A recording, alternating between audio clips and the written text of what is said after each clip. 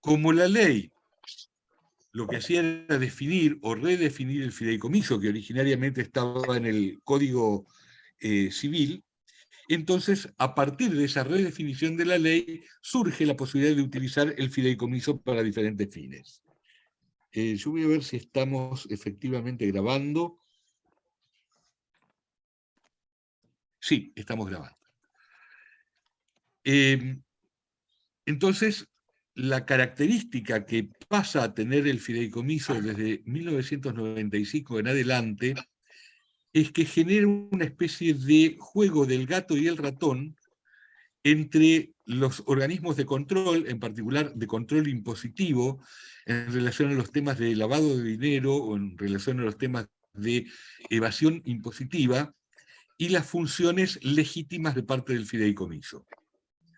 Por eso ocurrió durante una presidencia que un presidente rico dijo: yo no voy a manejar más mi patrimonio, voy a armar un fideicomiso ciego, y con eso quería decir que era un fideicomiso respecto del cual y no iba a tener ninguna intervención, no iba a enterarse siquiera de lo que ocurriera en ese fideicomiso. Después la realidad demostró que el fideicomiso no era tan ciego, era más bien tuerto en todo caso, pero de alguna manera pone sobre la mesa la importancia de esta figura y cómo de alguna manera es uno de los instrumentos fundamentales, bueno, para resolver temas que tienen que ver con el manejo del patrimonio, con la estructuración del patrimonio a futuro, en algunos casos con la dirección presente y futura de una empresa, y en algunos casos, que son extremadamente importantes y sensibles, con la protección, por ejemplo, de una persona con discapacidad o de los padres muy mayores.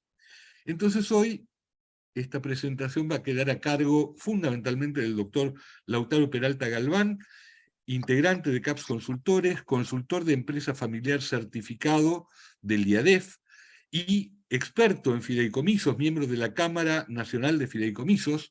Así que, Lautaro, yo dejo hasta aquí la presentación y te pido que te presentes para eh, completar esta presentación que hice y empezar con tu presentación. Adelante, Lautaro. Espero que en algún momento pueda recuperar Lautaro su voz. Pasamos a la siguiente diapositiva, entonces. Y ahora podemos mencionar las clases de fideicomisos que existen, ¿no? De acuerdo a la ley. Tenemos a grandes rasgos los fideicomisos financieros y los fideicomisos ordinarios. Los fideicomisos financieros son aquellos que emiten títulos valores a partir y que operan en el mercado de capitales. Son para financiar proyectos y garantizan el repago de los títulos valores, que son de deuda o de participación, los garantizan con los bienes que se incorporan a ese fideicomiso. Es lo que se llama la securitización de activos, es decir, activos que tienen un valor y que van a producir ingresos en el futuro, se actualizan, se securitizan, se convierten en títulos para tomar deuda en el mercado y fondearse en el presente, ¿no? Disculpa, ¿me escuchan bien? Sí. Sí, perfecto. Hola, buenas noches. Muchas gracias. Hola, perdón, buenas noches, no me podía conectar. Bueno, ahí se van sumando, creo, un grupo más. Es que el link era otro el que mandaron. Ahora sí. Sí. Continuamos entonces con los fideicomisos que ya serían ordinarios, por oposición a los financieros, y en general son fideicomisos de administración o de garantía. Los fideicomisos de garantía sirven precisamente para garantizar todo tipo de deudas y permiten aislar un patrimonio de bienes que luego el fiduciario puede ejecutar o liquidar en el repago de la deuda garantizada. Y con respecto a los de administración, ahí tenemos todo el otro universo de fideicomisos ordinarios que muchas veces conocemos, que tienen que ver de acuerdo a la actividad y su tipología funcional, y que son los que conocemos como inmobiliarios, como de construcción, agropecuarios, comerciales en general, de producción o de servicios.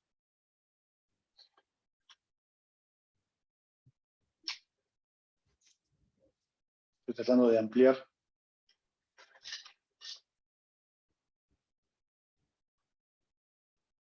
Voy a compartir de nuevo. Bueno, voy a compartir de nuevo. Un segundo.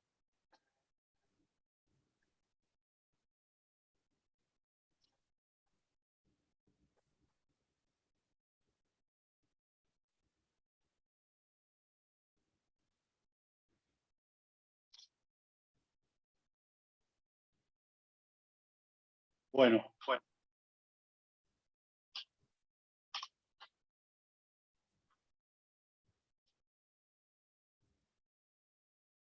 Voy despacio con las diapositivas, ahí va tomando, ahí las voy pudiendo modificar. Bueno, con respecto al fideicomiso y las necesidades de la familia y de la empresa, entramos en temas de planificación del patrimonio y de la continuidad empresaria. Para definir la utilización del instrumento del fideicomiso, tenemos que pasar por el planteamiento de ciertos objetivos de la planificación patrimonial sucesoria, planificación familiar, como se llama.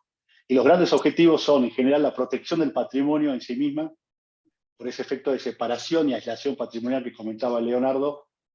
Por otra parte, la continuidad de la empresa, este traspaso generacional, tanto en la propiedad como en la gestión. Y finalmente, la prevención de conflictos de todo tipo que se suscitan con los traspasos generacionales, tanto en la propiedad, como les decía, como en sí misma, patrimonial, a raíz de una sucesión, por ejemplo, como en el traspaso de la propiedad en una continuidad empresaria, ¿no? Y en ese sentido, el planteamiento de los objetivos y el planteamiento estratégico de la planificación tiende a guiarse por determinados valores del heredante o del fundador de la empresa, ¿no? Y tienen que ver en general con la tranquilidad económica frente a alguna contingencia, generarse recursos para el retiro, para la vejez, o eventualmente para evitar conflictos o resolver conflictos, como la posibilidad de en el futuro poder separar una empresa, para lo cual se requieren recursos adicionales para el pago, por ejemplo, de una alícuota de una sociedad. También, en general, la conservación de la empresa en la familia propietaria, lo que asegura la continuidad precisamente de la empresa, como también asegurar la misma continuidad si fallece un socio, ¿no? Y eso nos lleva también a pensar en los 4 pilares de la planificación sucesoria, que tienen que ver precisamente también con la protección patrimonial de todo lo habido, tanto en bienes patrimoniales como en la empresa, en las futuras generaciones. Por otro lado, la armonía como concepto de valor y ético del heredante, que se debate entre la igualdad entre todos los herederos y la equidad entre aquellos que necesitan verse protegidos en situaciones diferentes. Por otra parte, la proyección es una idea de legado que puede tener un fundador, el dueño de un patrimonio, un heredante, para que lo creado pueda persistir en el futuro. La continuidad de la empresa familiar básicamente es la proyección. Y finalmente la trascendencia, que tiene que ver con un aporte de valor que el heredante puede querer dejar en el futuro, ya sea en el seno de la familia, o en el seno de la empresa, o en el seno de la sociedad. Estamos hablando de contribuciones, en algunos casos, altruistas también. Y eso nos lleva a evaluar cuándo conviene utilizar el fideicomiso y cuándo no. En general hay que tener en cuenta 2 grandes factores que tienen que ver con la complejidad del patrimonio o de la familia. La cantidad de bienes, el tipo de bienes, si tenemos bienes patrimoniales que producen, de uso personal o que producen una renta, como pueden ser los inmuebles, u otros bienes como pueden ser participaciones sociales, donde hay empresas que dependen de una gestión, es decir, es un bien que un activo de mayor riesgo, que tiene un riesgo precisamente de gestión y que su valor puede depender de múltiples variables en razón del mercado, de la macroeconomía y otros aspectos. Eso es un patrimonio complejo. Y la complejidad familiar puede estar dada precisamente por la cantidad de integrantes, por el crecimiento de la familia, por la existencia de distintos hijos de distintas edades, con distintas situaciones de salud, o la existencia de divorcios y segundas formaciones de hogares. Eso es una complejidad familiar. Tras lo cual, la planificación de un patrimonio en el futuro y de una empresa requiere de algunas metas o estrategias que están planteadas en todo entorno sucesorio, ¿no? Esto de la partición por ascendientes, es decir, la distribución y adjudicación de bienes a los futuros herederos, eventualmente con compensación de bienes entre los mismos, la posibilidad de establecer la indivisión del patrimonio por un tiempo que sea necesario, por un plazo máximo de 10 años, o eventualmente si hay menores de edad hasta que adquieren la mayoría de edad. Luego la generación de recursos para eventuales situaciones de contingencia como la vejez, la invalidez o la discapacidad, eventualmente para el entorno afectivo, para cubrir situaciones de necesidad o vulnerabilidad. Y en definitiva también para implementar u organizar lo que es la sucesión del liderazgo, que requiere de un proceso para el traspaso de la gestión. Estas son las metas o estrategias que nos podemos trazar en una planificación, para lo cual el fideicomiso puede ser una herramienta útil, ¿no? ¿Cuáles son los instrumentos? Bueno, en general tenemos instrumentos tradicionales como la donación o el testamento. Ustedes saben que la donación es un acto entre vivos, un acuerdo, un contrato, donde se puede adelantar herencia y se transfiere la propiedad en vida. Eventualmente el heredante o el dueño de los bienes puede reservarse el usufructo, el uso de los beneficios en vida. Por otro lado, el testamento, que es un acto de última voluntad, que es unilateral y que obliga a la formación de un juicio, el juicio testamentario, sucesorio, con la designación de herederos y la distribución de la herencia. Y después está el fideicomiso del que venimos hablando, que es un instrumento más flexible y maleable, que permite eventualmente lograr o cubrir todas las estrategias, digamos, y no solo alguna de ellas. Después, en general, podemos hablar de las sociedades, los acuerdos societarios, es decir, yo puedo organizar la planificación del patrimonio hacia el futuro constituyendo sociedades y adjudicando las acciones o las cuotas o la participación a los futuros herederos, y entre ellos a quienes quiero que queden con la empresa, quiero que las maneje, ¿no? Y otro acuerdo de planificación puede ser el protocolo empresario familiar, que es este documento que recoge los consensos y acuerdos que una familia empresaria conforma respecto de todos los aspectos que relacionan a la familia y la empresa y aseguran la convivencia y la continuidad de la empresa familiar en el tiempo. En definitiva, tenemos metas, tenemos estrategias, tenemos factores a tener en cuenta e instrumentos. Depende de la estrategia que vayamos a tomar. Si acaso la estrategia es simple, tenemos que lo que nosotros conocemos como partir una herencia, distribuir los bienes entre los herederos y compensar eventualmente, bueno, yo puedo acudir a una donación en vida o a un testamento. Ahora, si la estrategia es múltiple o es compleja, quiero cubrir varias estrategias al mismo tiempo, bueno, el fideicomiso es una estrategia ideal a esos fines, ¿no? Como dice acá, para una planificación integral, ya sea de conservación y crecimiento del patrimonio, como también para proteger el mismo y hacer traspasar hacia las futuras generaciones de la familia empresaria tanto la propiedad como la gestión.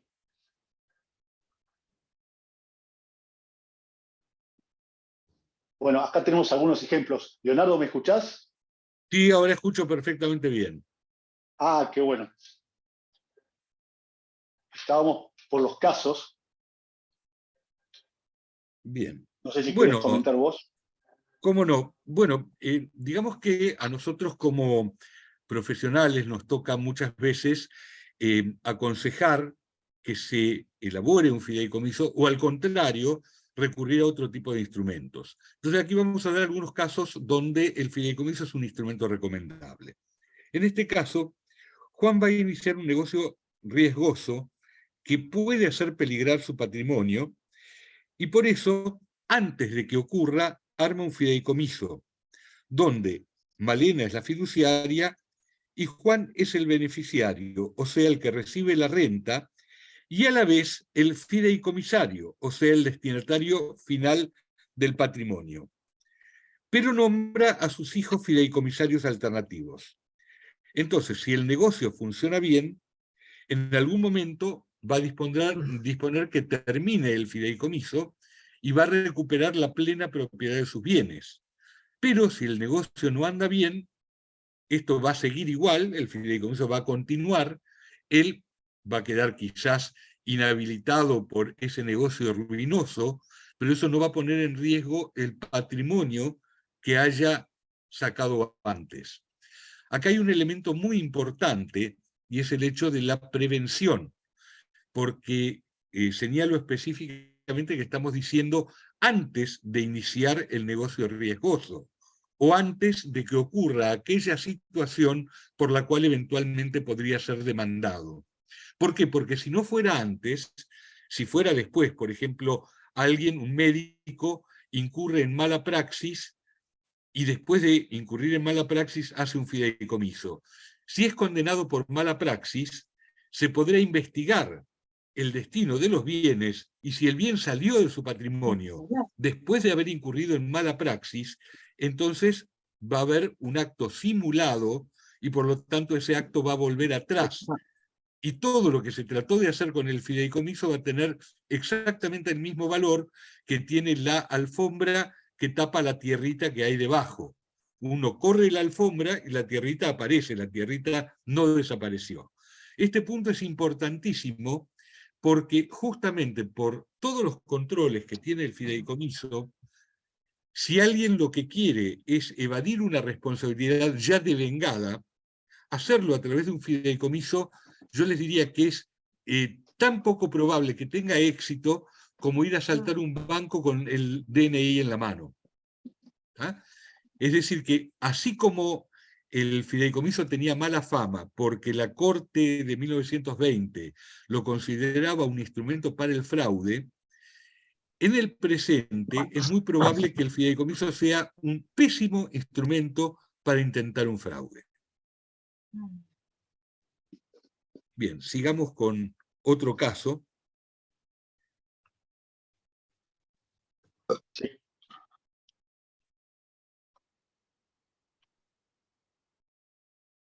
Bueno, Juan lo que quiere es proteger a su hijo con discapacidad. Por lo tanto, nombra fiduciaria a Malena para que toda la renta de los bienes del fideicomiso vaya a ese hijo y al morir este hijo se entreguen los bienes a otros hijos o a otros sucesores. Entonces, estamos pensando en una persona con discapacidad que no tiene la posibilidad de procrear. Hay que protegerla de todas las maneras posibles. Entonces, la mejor manera de protegerlo es a través de un fideicomiso, habiendo otros herederos, a través de un fideicomiso se puede disponer no solamente de la parte legalmente disponible, que habiendo hijos es la tercera parte del patrimonio, sino que de los 2/3 que le corresponden a todos los herederos como legítima hereditaria, se puede detraer 1/3 adicional en beneficio de la persona con discapacidad. ¿Mm?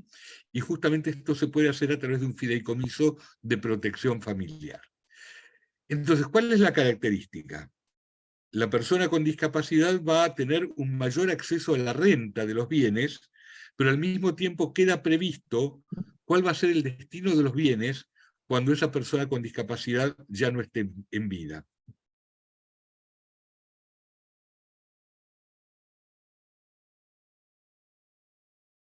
Otro caso, Juan quiere beneficiar con la renta de los bienes a Malena, en este caso su segunda esposa. Malena es fiduciaria y beneficiaria. Esto es una de las modificaciones que impuso el Código Civil y Comercial de 2015. Hasta entonces, la figura del fiduciario no podía mezclarse ni con el fiduciante constituyente, ni con el fideicomisario, ni con el beneficiario. Actualmente, el fiduciario no puede ser ni fiduciante constituyente, ni puede ser fideicomisario, pero sí puede ser beneficiario. Entonces, en este caso, que lo que se propone es proteger a su segunda esposa, la nombra fiduciaria, pero también la nombra beneficiaria, para que se pueda quedar con la renta de los bienes. Y entonces, la muerte de ella, los bienes pasarán a los fideicomisarios, que son probablemente los hijos del primer matrimonio de Juan. En tanto, esta figura no afecte la legítima hereditaria de todos los partícipes de la cuestión, es una figura totalmente válida y muchas veces es el modo de beneficiar a una nueva pareja, que incluso puede no ser cónyuge, puede ser una pareja simplemente conviviente o hasta no conviviente, pero con un beneficio que no es definitivo, no es un beneficio patrimonial, sino que es un beneficio de renta. Es decir, que a la corta o a la larga, el patrimonio va a terminar en cabeza de otras personas. Leonardo, discúlpame, ¿esto sería algo así como si se estableciera un usufructo? Sería algo así como un usufructo, efectivamente.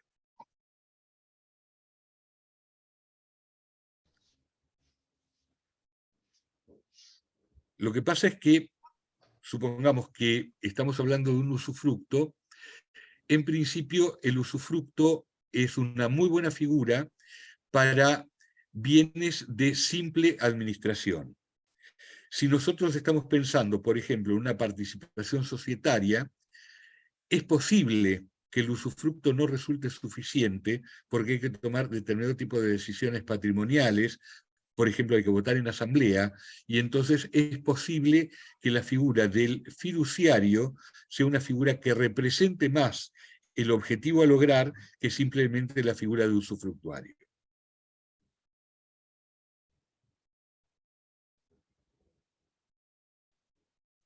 Bien. Y en el caso 4, los padres de Juan son muy mayores. Como es el único de los hermanos que puede ayudarlos, pone activos en un fideicomiso que va a durar mientras vivan sus padres. Luego de que ellos fallezcan, los bienes van a volver a Juan, o si él ya ha fallecido, a sus hijos.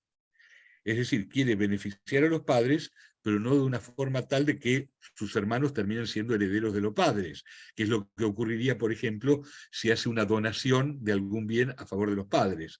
Es decir, resuelve el problema práctico de que los padres tengan un bien, por ejemplo, una casa para vivir, pero luego no queda aclarado de qué manera esa casa va a volver a su patrimonio. La manera de lograrlo, entonces, es a través de un fideicomiso, donde los padres van a poder vivir en ese bien de por vida, porque van a ser beneficiarios del fideicomiso, y al ocurrir su fallecimiento, el bien va a volver al constituyente o a sus hijos.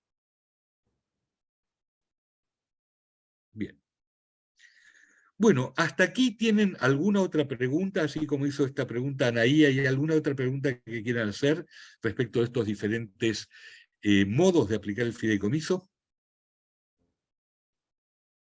Carlos, soy yo. ¿Cómo Sí, estás? Carlos. Hola. Pregunta. Cuando uno no tiene una Malena o un Juan de confianza y tiene que poner a un fiduciario, supongo, externo, a poner en custodia de los propios bienes a una persona contratada o desconocida, ¿cómo se maneja eso? Bueno, de hecho, en otros países, obligatoriamente el fiduciario tiene que ser una entidad fiduciaria inscripta como tal.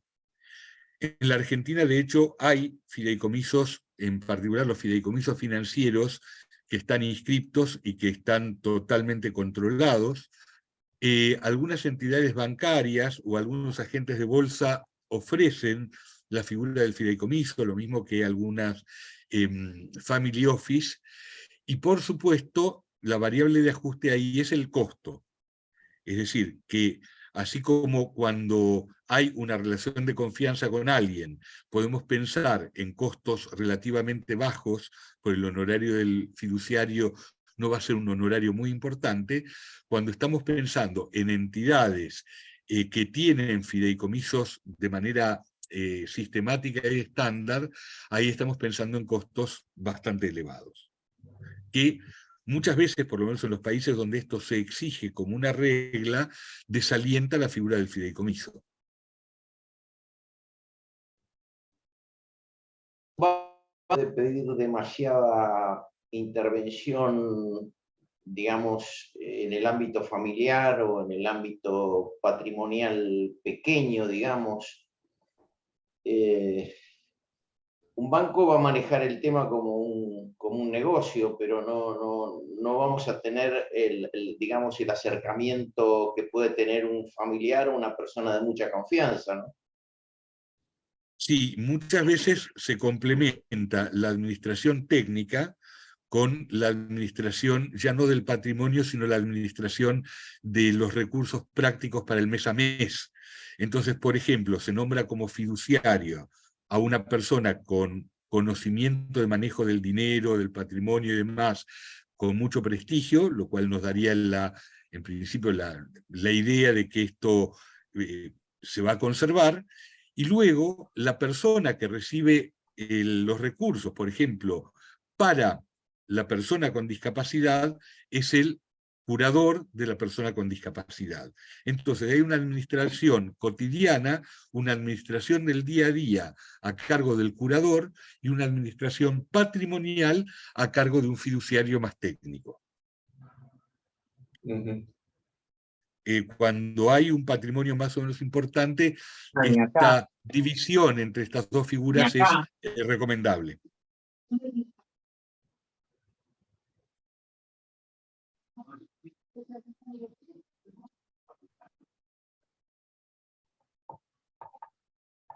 Bien.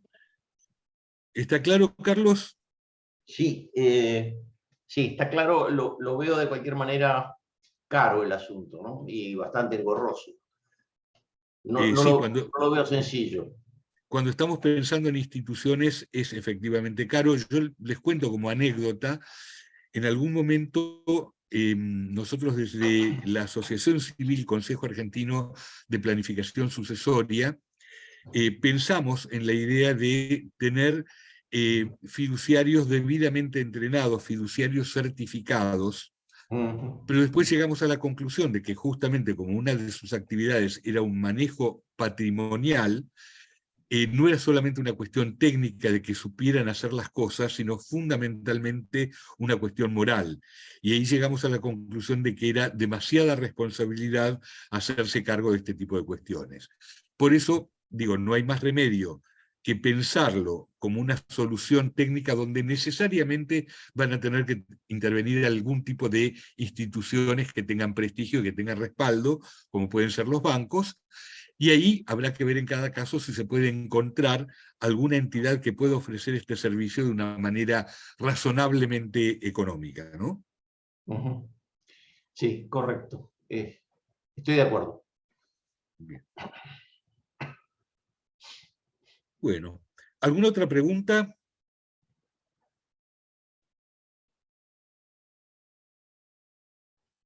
Bueno, Lautaro, si querés continuar. Bueno, además de los ejemplos, algunos ejemplos prácticos, queríamos destacar algunas ventajas y diferenciales con otras alternativas.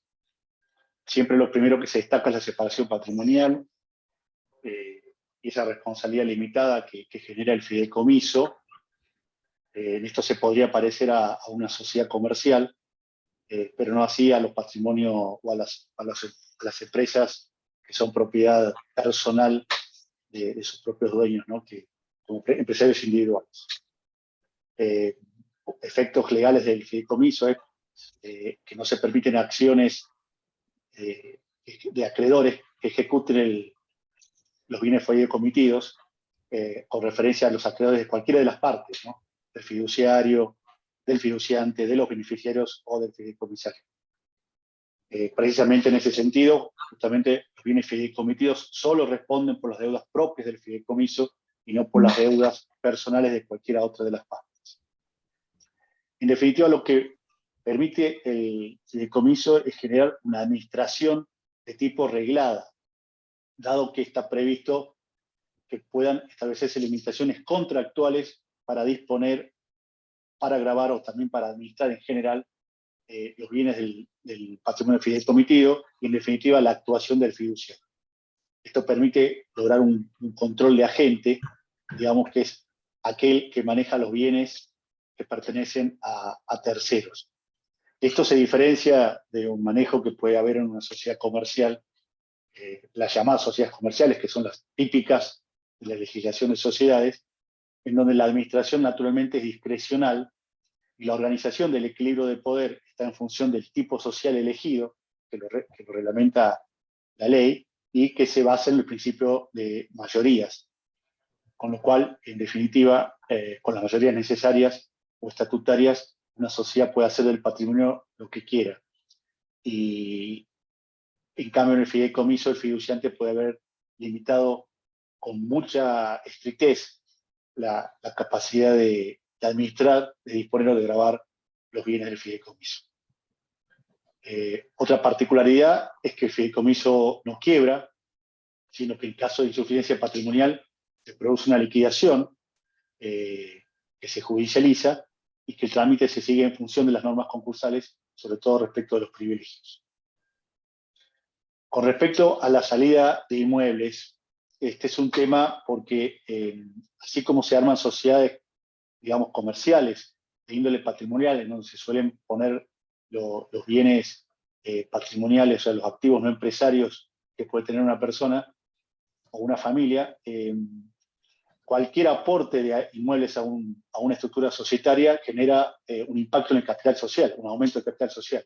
Entonces, cuando uno rescata o saca un bien de una sociedad, tiene que hacer una reducción de capital. Y esto implica un procedimiento societario complejo, largo y costoso.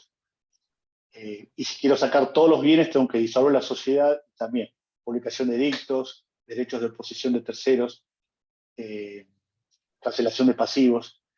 En cambio, en una fideicomiso, si hago si quiero sacar un bien, hago una revocación parcial, le doy una instrucción al fiduciario, si acaso la instrucción está reservada en el contrato de fideicomiso, y el bien puede salir con una transferencia dominial directa, como sería entre particulares. Por otra parte, si requiere una financiación complementaria dentro de una estructura fiduciaria, que a diferencia de una sociedad, no requiere de un aumento de capital, ni tampoco tengo un plazo determinado para integrar una suscripción de capital, como una sociedad que son 2 años, sino que puedo establecer programas más extensos y no requiero de la figura del aumento de capital y luego todos los mecanismos de aumento y disminución de capital social de una sociedad cualquiera. Y la salida de participantes es con la sección de posición contractual y en muchos esto es mucho más fácil que en algunas sociedades que obligan a la inscripción de la cesión de una participación social en el registro público. Entonces, estas son las características que aventajan el fideicomiso por sobre otras figuras. Tengo un caso para comentar, Leo, en todo caso después de las preguntas o durante las preguntas, o si querés lo puedo comentar ahora. Adelante, yo creo que, bueno, ya hemos hecho la presentación en PowerPoint, así que saquemos el PowerPoint y nos vemos las caras. Adelante. Creo que va a estar bueno que cuentes el caso primero y después damos lugar a las preguntas. Bueno, a ver cómo estamos acá. Ahí está, perfecto. Ahí dejé el pausa. Bueno, con respecto al fideicomiso, ustedes saben que a partir de la reforma del Código Civil y Comercial en el año 2015, se introdujeron distintos mecanismos novedosos de pactos de herencia futura. Entre ellos, el previsto en el artículo 1010 del Código Civil y Comercial, que permite pactar sobre derechos hereditarios futuros y compensar bienes de una herencia futura cuando tengo intención de conservar una unidad de gestión empresaria o evitar, prevenir conflictos, siempre que estemos precisamente hablando de una explotación empresaria o de participaciones sociales. Y esto ha dado pie a una mayor libertad de autonomía de la voluntad en lo que es la planificación sucesoria y la planificación patrimonial en general. Con lo cual, ha permitido que los fideicomisos de administración patrimonial puedan conjugar algunos efectos sucesorios en el futuro, siempre que se respete el orden público sucesorio, o el llamado orden público sucesorio, que tiene que ver con el respeto de la legítima y solamente el margen que tiene un heredante, digamos, de disponer de la porción disponible, que hoy en día es de 1/3 del patrimonio. En definitiva, nos ha pasado de encontrar la solución a ciertos esquemas de planificación patrimonial sucesoria y de empresa familiar en el marco de un fideicomiso. Y el caso que les puedo contar tiene que ver con la situación de una familia empresaria donde hay un fundador que sobresale, que está próximo a su retiro, que lo planifica en un transcurso de 10 años, que tiene 4 hijos de distintas edades, 2 son mayores, los 2 mayores trabajando en la empresa y los otros 2 no, y tiene un patrimonio complejo, donde tiene una empresa que es una sociedad anónima, él es titular del 98% de las acciones, y tiene una cantidad de bienes inmuebles que están a su nombre, de los cuales algunos utiliza y otros le generan renta y otros están afectados a proyectos de índole constructivo, ¿no? Entonces, él tenía varios objetivos en su momento, que tenían que ver con la protección del patrimonio en general, que era un patrimonio complejo. Por otro lado, la continuidad de la empresa, esto es poder implementar el traspaso de la propiedad de la gestión. Y él sabía que ya era un proceso largo y de trabajo conjunto. Él quería atravesar un proceso de consultoría de empresas familiares para poder elaborar un protocolo empresario familiar. Y sabía que esto le podía llevar más o menos unos 2 años, como también sabía que tenía que profesionalizar la empresa para poder dejársela a sus hijos, lo cual también era un trabajo tal vez de entre corto y mediano plazo. Por otra parte, tenía claro que quería organizar su patrimonio hacia el futuro y evitar una sucesión judicial, por los costos transaccionales que ello podía tener, como así también por los conflictos que podían suscitarse si acaso no tenía una disposición previa de sus bienes. Y en ese sentido él quería organizar la partición de los bienes, es decir, poder adjudicar a cada uno de sus hijos cuáles van a ser los bienes que van a recibir, cómo lo va a compensar entre sí, como también él había visto la importancia de poder mantener indiviso el patrimonio por un tiempo prolongado, por lo menos si ocurriera su fallecimiento, en algún momento, en sus próximos 10 años, que a su vez otros 10 años más como mínimo pueda tener su patrimonio indiviso. Y él lo que quería era, no solamente hacia el futuro, sino hacia el presente próximo, poder tener una administración unificada de sus bienes, poder tener orden y en ese sentido poder organizar la asignación de beneficios, digamos, en el presente de distinta manera, como también en el futuro, ¿no? Y con todo esto poder prevenir conflictos. Él sabía que tenía que atravesar un proceso de planificación y de consultoría que podía llevar su tiempo. Él no tenía totalmente claro cómo quería distribuir sus bienes en el futuro, quiénes iban a quedar como propietarios de la empresa y quiénes le iban a conducir a la empresa. Pero tenía una idea y sabía que tenía que trabajar en eso. Pero como tenía algunas preocupaciones y urgencias, tal vez no confesadas del todo, lo cierto es que encontramos la posibilidad de organizar un fideicomiso de administración patrimonial con eventuales efectos sucesorios en el futuro para lograr todos estos objetivos, poder cubrirlos. Entonces, él transfirió la propiedad fiduciaria de todos sus bienes patrimoniales, transfirió las acciones al fideicomiso y puso reglas muy estrictas al fiduciario para que administre el patrimonio y la empresa para conservar el patrimonio, para hacerlo crecer Por supuesto, se reservó derechos, armó un comité de fiduciante, donde también tenían voz y voto sus miembros de su familia, pero donde él predominaba con la voluntad. Y de esta manera organizó el patrimonio. En principio, ordenó que en caso de que él falleciera, se mantuviera indiviso el patrimonio y en el futuro los bienes se iban a distribuir por partes iguales. Pero él sabía que después del proceso de planificación que iba a atravesar y de consultoría empresaria familiar, podía suscitarse la necesidad de que la empresa quede para solo algunos de sus hijos y no para todos. Entonces él sabía que en el futuro él podía modificar ese contrato de fideicomiso para establecer una distribución diferente.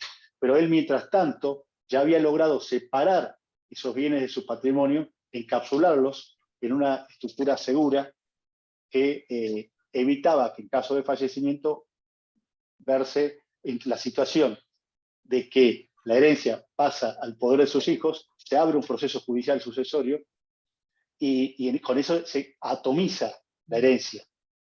Porque el modelo original que tiene nuestra legislación continental está pensada en bienes comunes donde es necesario, o preferentemente hay que dividirlos, digamos, donde se atomiza el patrimonio.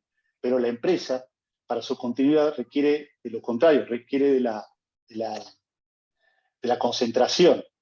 Entonces, solamente con herramientas de prevención podemos lograr ese efecto, al menos para lograr la continuidad y el traspaso, que tal vez requiere un plazo, como les digo, 3, 5, 10 años, donde el liderazgo hay que formarlo, hay que desarrollarlo, hay que comprometer voluntades y hay que educar a la familia empresaria respecto de los roles que van a ocupar en el futuro, ya sea como futuros accionistas o como miembros de la empresa en cargo de gestión, ya sea en la dirección o en la gerencia, o como familiares que no ocupan esos otros roles. Cómo poder respetar los límites que existen entre la familia y la empresa para que la convivencia sea sana y la familia pueda tener un sustento. Y el día de mañana, cuando el fideicomiso no esté y los bienes o las participaciones sociales se hayan repartido, los herederos estén en otra situación, en sus distintos roles, para establecer sus propios acuerdos, establecer en qué condiciones pueden seguir juntos o eventualmente separados,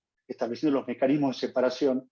Y por supuesto esto logra un transcurrir con el menor impacto en los vínculos y en las tensiones de intereses que generan los conflictos. Entonces, es una gran herramienta la planificación en general, en este caso el fideicomiso como herramienta, para prevenir y evitar conflictos empresarios familiares en el futuro. Así que, básicamente, ese es el caso. Aparte, fue distribuyendo beneficios en el presente a distintas personas, algunos del entorno familiar, otros no. Entonces, como la situación era compleja, él logró resolver todo esto en función de una estructura fiduciaria que ningún otro instrumento aislado le podría haber dado esa posibilidad. Sucintamente, Bueno, ese es el caso. muy claro el caso. Lautaro, ¿preguntas? ¿te puedo hacer una pregunta? Hola, Adelante. ¿cómo Sí, estás? José, buenas tardes. ¿Nos podés contar a quién nombraron como fiduciario dentro de este grupo? Bueno, estos son casos tiene relación con la pregunta anterior también, Claro. de empresas y personas y familias con patrimonio de cierta envergadura, entre medios y altos patrimonios. Entonces, tienen la capacidad de armar estructuras fiduciarias. Ellos arman sociedades, en este caso se armó una sociedad fiduciaria, donde se estableció, se armó una SAS con un único dueño que no era ningún familiar heredero legítimo, pero estaba dentro del entorno familiar, con lo cual se respetaba la diversidad de partes a nivel formal y a nivel sustancial, y por supuesto evitamos todo tipo de conflicto de intereses, porque además, entiéndase que en una estructura de planeamiento patrimonial familiar como es esta, estamos administrando patrimonio de los mismos familiares, y recién entra a jugar situaciones que pueden rozar los límites legales a partir de un fallecimiento. Pero mientras tanto, estamos hablando de todos bienes de un fundador, un heredante, que tiene perfectamente derechos en vida para disponer de su patrimonio, con lo cual no manejan dinero de terceros. Entonces, la posibilidad de conflicto de intereses es mínima, y el fiduciario, en este caso, no tenía ningún rol, no era fideicomisario, no era beneficiario, por lo tanto, no estaba en juego una situación de conflicto de intereses. No sé si aporto, o por ahí estoy apuntando a temas estrictamente legales. Les pido disculpas, ustedes me van preguntando si les satisfago la respuesta, y si no la podemos ampliar. Está perfecto, muchas gracias. Me parece bueno la idea esta de la SAS porque le da permanencia también al fiduciario, porque el fiduciario también puede fallecer. Y ahí tenemos todo el problema de la cuestión del fiduciario sucesor. Este dato que das de armar una sociedad fiduciaria, una SAS, me parece un buen instrumento. No sabía que se podía incorporar como objeto a una SAS la administración fiduciaria. Pero bueno, de hecho y de derecho parece que se puede. Se puede, sí. La sociedad fiduciaria. Buenísimo, muchas gracias, Lautaro. Bueno.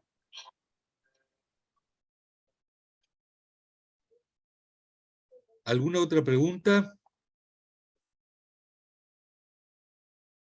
Buenas tardes. Yo había hecho una pregunta en el chat, pero no sé si está visible. En el ejemplo de 3, donde el fiduciante preservaba los beneficios para su conviviente y designaba fideicomisario a sus hijos, la pregunta es si los hijos tienen que esperar que finalice el contrato, que pueden ser hasta 30 años, para poder disponer de esos bienes, habiendo fallecido el heredante.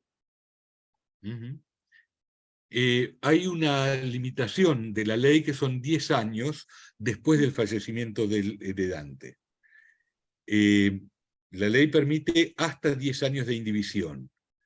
Y en el caso de que ese usufructo estuviera violando la legítima hereditaria, porque hay una parte que está recibiendo una cantidad de dinero y otros no reciben nada, en ese caso los herederos podrían pedir la reducción, podrían pedir que ese dinero se les compense. Normalmente este tipo de figuras se usan frente a dos supuestos: cuando el patrimonio es lo suficientemente grande como para no afectar esos derechos, o para reforzar lo que en realidad es un acuerdo familiar que en algunos casos excede lo que estrictamente dice la ley. ¿Por qué? Porque hay que tener en cuenta que el orden público familiar es un orden público fundamentalmente flexible. Entonces, más allá de lo que establece la ley, muchas veces las relaciones familiares hacen que ciertas cuestiones se cumplan absolutamente a rajatabla. Entonces, quizás la figura legal, por ejemplo, en este caso, el fideicomiso, viene a reforzar algo que forma parte de un acuerdo familiar, y en todo caso, el compromiso de ese grupo familiar que podría hacer algún tipo de reclamo consiste en la abstinencia, es decir, en no reclamar lo que potencialmente podría reclamar. Entonces se fija un camino, se fija un cauce, el heredante plantea su voluntad y su deseo y consigue un acuerdo familiar para que esto sea respetado.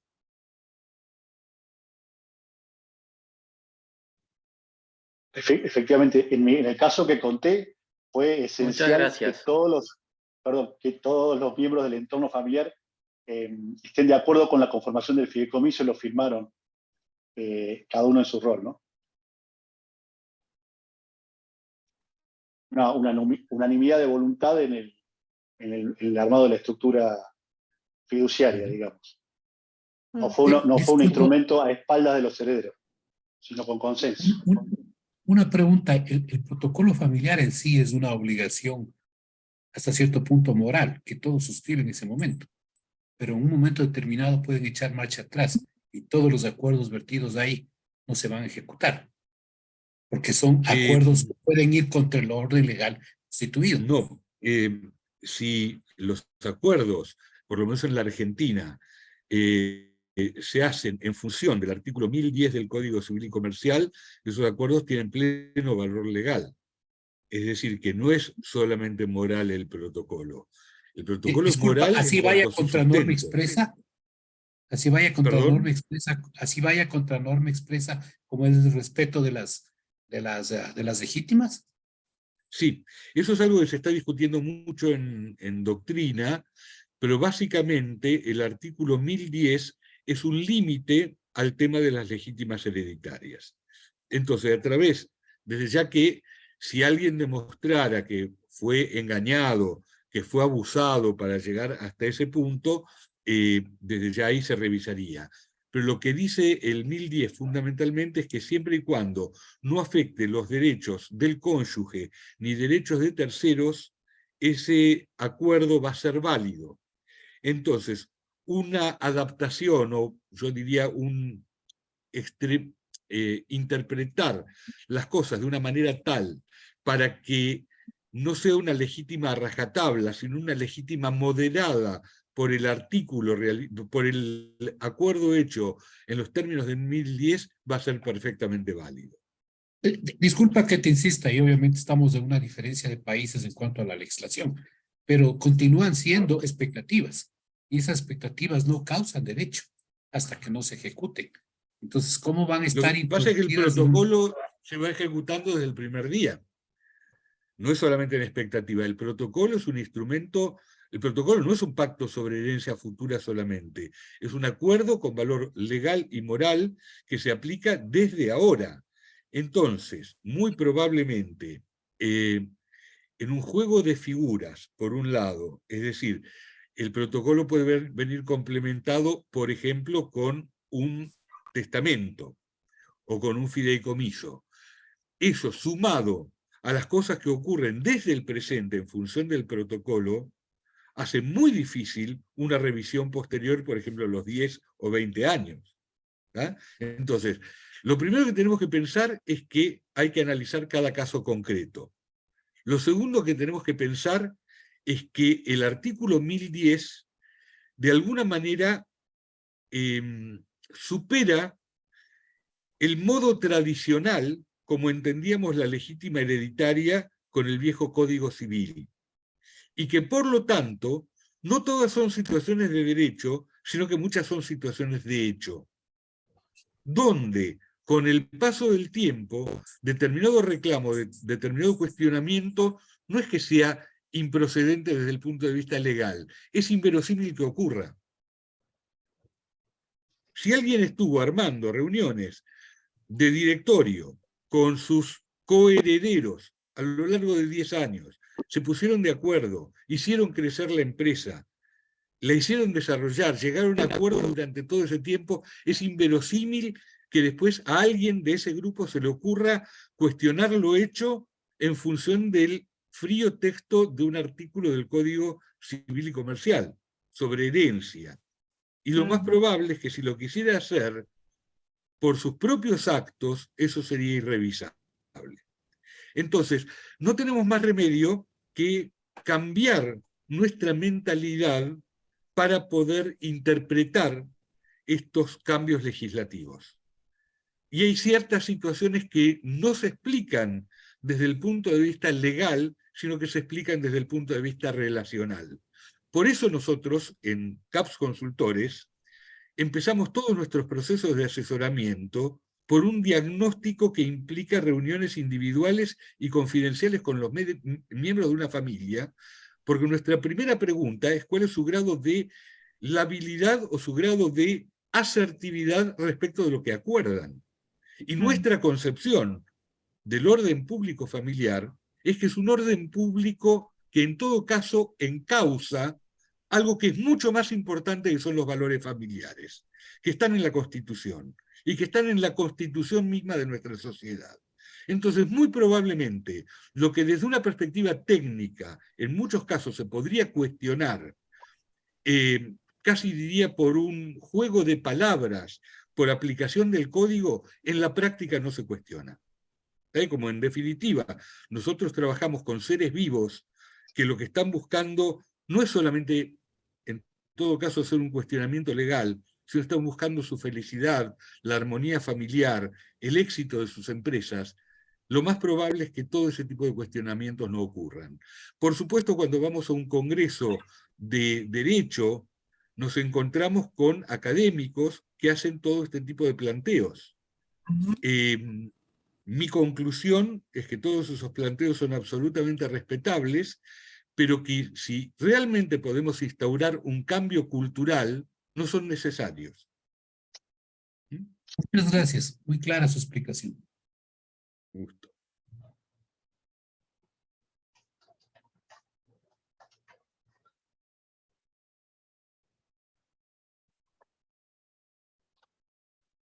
¿Alguna otra pregunta?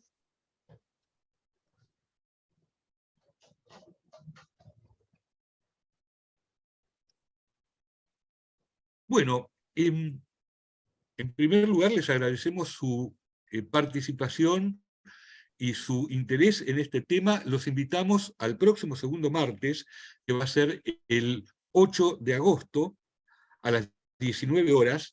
Vamos a tener habilitados todos nuestros altavoces para escucharnos desde el comienzo, y el tema va a ser el protocolo familiar: cuándo, cómo y para qué.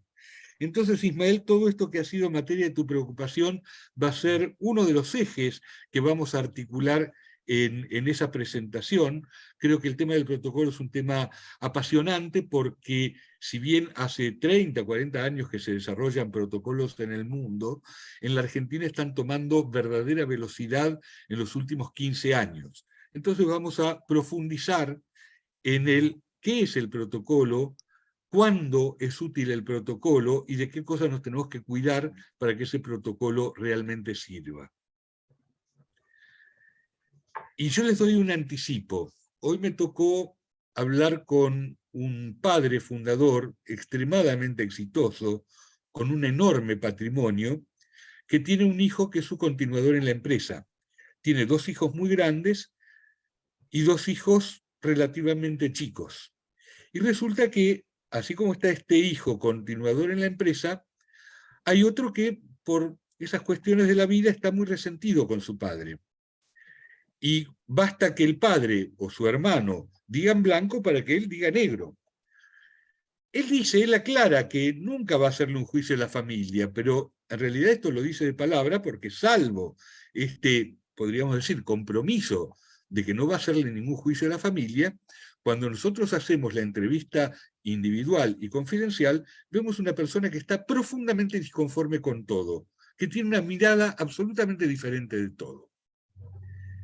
Entonces, el trabajo que estamos haciendo con el resto del grupo familiar, porque este muchacho no quiso participar en el armado del protocolo, el trabajo fundamental que estamos haciendo es fomentar el liderazgo del hijo que está a cargo de las empresas para que sus hermanos lo sigan, lo escuchen, confíen en él y tengan por lo menos una tendencia a dar por cierto y por bueno lo que él propone.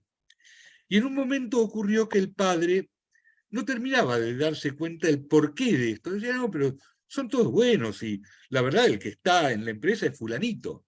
Digo, sí, pero ¿sabes una cosa? Nosotros hicimos las entrevistas individuales con cada uno y vemos que para los ojos de los chicos es tan divertido y simpático estar con uno de sus hermanos mayores que con el otro. Eso que vos tenés tan claro de quién dirige la empresa y quién está afuera, tus otros hijos no lo tienen claro. Y si por H o por B acá no hubiera consenso y hubiera un sistema de mayorías y minorías, acá gana el simpático. ¿Ah? Esto es un ejemplo del rol preventivo que cumplimos los consultores en el armado de un protocolo familiar. Es decir, que probablemente de esto vamos a hablar el 8 de agosto. El trabajo fundamental no está dado con la ley. La ley es un marco en función del cual hacemos un trabajo con las personas, hacemos un trabajo con las emociones, con los deseos y con los objetivos. Bueno, de eso vamos a hablar el 8 de agosto. Yo les voy a pedir un gran favor. ustedes van a recibir la grabación de esta jornada y también van a recibir un pedido de contestar una encuesta. La encuesta se refiere a 2 puntos que para nosotros son fundamentales. Las pautas que cada uno tiene en relación a la planificación sucesoria y los modelos de traspaso generacional. Nosotros les ofrecemos, por un lado, darles a cada uno de ustedes un feedback de lo que finalmente arrojen estas encuestas, y les decimos que vamos a valorar mucho que ustedes las contesten, porque estas encuestas son una de las claves para un trabajo que estamos finalizando para fin de julio, donde conocer lo que piensa la gente sobre estos temas es uno de los elementos fundamentales. Así que les agradezco mucho desde ya. Estarán recibiendo entonces la grabación, la encuesta y la invitación para el 8 de agosto y espero volver a verlos por ahí. Muchas gracias a todos. En este momento están en la sala los integrantes de la actual camada del CFC.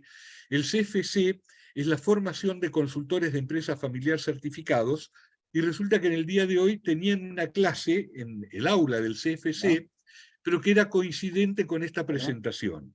Entonces nosotros tuvimos la idea de convocarlos a ellos para que asistieran a esta presentación, a partir de lo cual vamos a continuar con la clase. Así que muchas gracias a todos los asistentes y a los que son miembros del CFC. Les decimos que se queden, así continuamos con la clase por aquí. Muchas gracias. Yo te escucho bien, ¿eh? Gracias. Bueno, muchas gracias, Leonardo. Chao, Leo. Y Lautaro. Chao, Lautaro. Muchas gracias. Chao, chao. Gracias, saludos. Adiós. Chao, chao. Gracias. Bueno, a ver, te cuento.